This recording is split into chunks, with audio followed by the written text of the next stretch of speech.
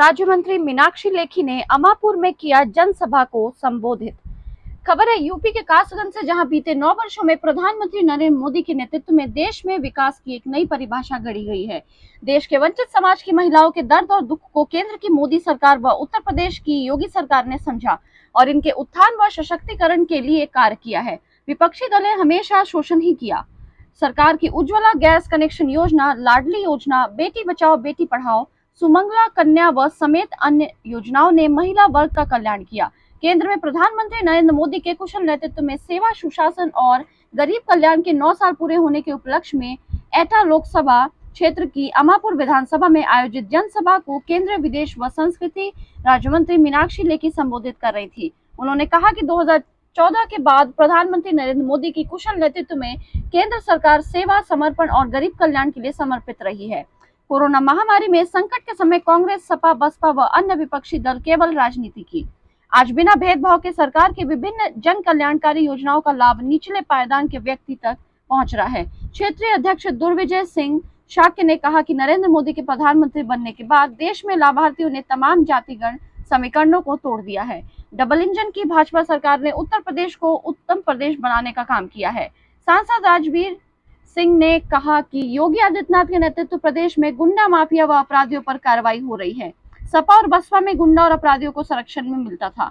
इस दौरान मंचा सिंह, क्षेत्रीय महामंत्री नागेंद्र सिकरवार, जिला प्रभारी हर्षवर्धन आर्य, जिलाध्यक्ष केपी सिंह सोलंकी, एमएलसी मानवेंद्र प्रताप सिंह, विधायक हरिओम वर्मा, देवेंद्र राजपूत, नवल कुलश्रेष्ठ, रत्नेश कश्यप, नीरज शर्मा, राजवीर भल्ला, रमेश साहू, डॉक्टर केत सिंह वर्मा, आशु यादव, वीरेंद्र लोधी, कौशल साहू, ममतेश शाक्य, एटा जिलाध्यक्ष Sandeep Jain, Sanjay Solanki, Sushil Gupta, Krishna Rajput, Meena Maheshwari, Rameshwar Dayal Mahere, professor Neeraj Kishore Mishra, doctor Shiv Pratap Singh, Bobby Kashyap, Manjeet Rathore के अलावा Mahendra Singh Rana, Ramniwas Rajput, doctor BD Rana, Sanjeev Chauhan, doctor Yogendra Chauhan, Narendra Parmar, Anurodh Pratap Singh, Rakesh Agarwal, Sanjay Pundir, Brijesh Verma, doctor Bhudev Singh, KP Singh, Sanjay Dubey, DS Pal, Rudra Pratap Singh, Gaurav Pal, जिला मीडिया प्रभारी के सक्सेना मौजूद रहे। देखे कासगंज से डिस्ट्रिक्ट इंचार्ज संजय सिंह की रिपोर्ट।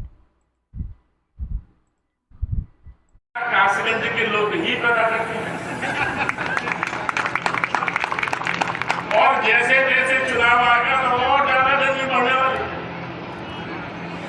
मुझे मालूम है कि एटा या कासगंज में माननीय अटल जी आए थे तो उन्होंने ये कहा था और यही सीजन था। उन्होंने कहा था कि इस बार बहुत गर्मी है और इसलिए गर्मी है कि एक गर्मी और चुनाव की सरगर्मी डबल गर्मी हो गई, इसलिए ज्यादा गर्मी है। और ये कार्यक्रम सेवा सुशासन 30 मई से 30 जून हम में से हर एक मंत्री, हर एक विधायक, हर एक एमएलसी, हर एक एमपी और सब पार्टी के पदाधिकारीगण इस कार्यक्रम में लगे हैं और ये लगातार 30 तारीख तक चलने वाले हैं।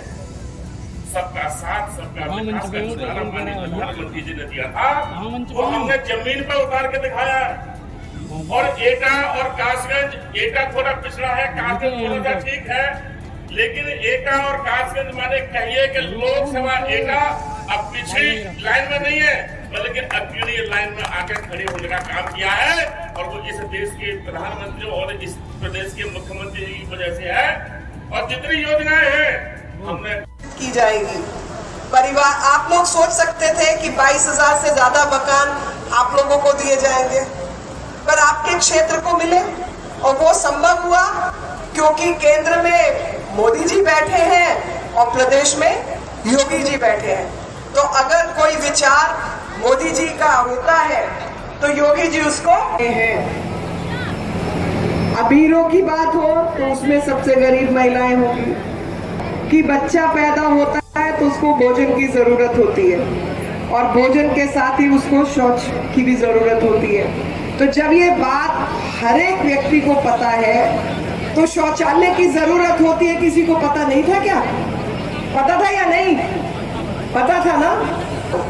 हर पुरुष की जिंदगी में माँ का स्थान बहुत बड़ा होता है और उस माँ की जब याद करते हैं तो भूल जाते हैं कि पत्नी भी है, बहन भी है, बेटी भी है, उसको भी शौचालय चाहिए, सैनिटरी। मात्र 3.5 करोड़ परिवारों में नल से जल की व्यवस्था थी।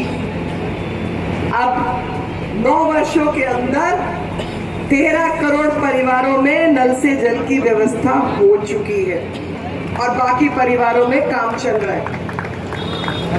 ये बातें मैं इसलिए कह रही हूं, डालने का काम आप सब लोगों ने किया है और जो संघर्ष इस प्रदेश ने देखा वो 1857 का युद्ध हो या आजादी के बाद का युद्ध हो, जो भी युद्ध चले, इस क्षेत्र ने बहुत सारे ऐसे संघर्ष देखे और उसमें बकायदा शामिल हुआ।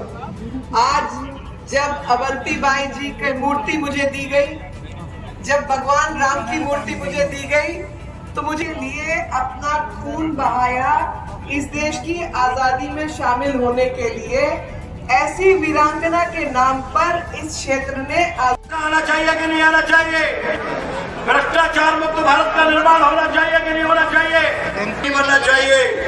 और जो भारत में पाकिस्तान का झंडा ले रहा है उसको मृत्युदंड होनी चाहिए कि नहीं होनी चाहिए? बोलो भारत माता की, भारत माता की।